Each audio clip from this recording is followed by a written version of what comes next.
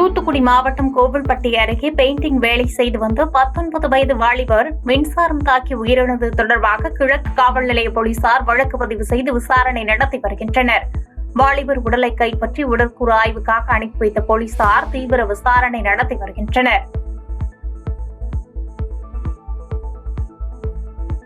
நெல்லை மாவட்டம் அம்பாசமுத்திரம் அருகே அமைந்துள்ள மேற்கு தொடர்ச்சி மலைவாழ் கிராம மக்களுக்கு தனியார் நிதி நிறுவனம் சார்பில் 300 இலவச சோலார் விளக்குகள் வழங்கப்பட்டது. சோலார் விளக்குகளை எவ்வாறு பயன்படுத்த வேண்டும், எப்போதெல்லாம் பயன்படுத்த வேண்டும் உள்ளிட்ட பல்வேறு அறிவுரைகள் எடுத்துரைக்கப்பட்டது. நாமக்கல் மாவட்டம் ராசிபுரம் அருகே கிணற்றில் நீச்சல் பழக முயன்ற 13 வயது சிறுவன் நீரில் மூழ்கி உயிரிழந்தது கிராம மக்களிடையே சோகத்தை ஏற்படுத்தியுள்ளது. தனது இடுப்பில் குடுவை போன்ற கேன் ஒன்றை கயிறுடன் கட்டிக்கொண்டு நீச்சல் பழக்க முயன்ற சிறுவன் கிணற்றில் மூழ்கி உயிரிழந்தது தொடர்பாக ராசிபுரம் காவல்துறையினர் வழக்கு பதிவு செய்து விசாரித்து வருகின்றனர். திருப்பூர் மாவட்டம் தாராபுரத்தில் நாய்கள் கடித்து 3 சிறுவர்கள் உட்பட 12 பேர் அரசு மருத்துவமனையில் சிகிச்சை பெற்று வருவது பரபரப்பை ஏற்படுத்தியுள்ளது. இதனால் அச்சமடைந்துள்ள பொதுமக்கள் தாராபுரத்தை சுற்றியுள்ள நாய்களை கட்டுப்படுத்த நகராட்சி நிர்வாகம் நடவடிக்கை எடுக்க வேண்டும் என கோரிக்கை வைத்துள்ளனர். திருப்பூரில் ரயில்வே பாதுகாப்பு படை இருப்பு பாதை காவல் நிலையத்தின் சார்பில் ரயில் பயணிகள் மற்றும் பொதுமக்களுக்கு விழிப்புணர்வு ஏற்படுத்தப்பட்டது.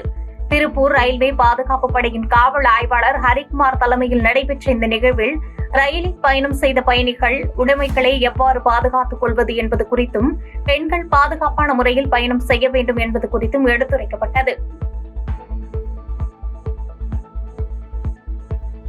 தேனி மாவட்டம் பெரியகுளம் அருகே உள்ள மலை கிராம மக்களுக்கு ரேஷன் பொருட்களை குதிரைகள் மூலம் கொண்டு சென்று மலை கிராமத்திலேயே வழங்க மாவட்ட நிர்வாகம் நடவடிக்கை மேற்கொண்டுள்ளது.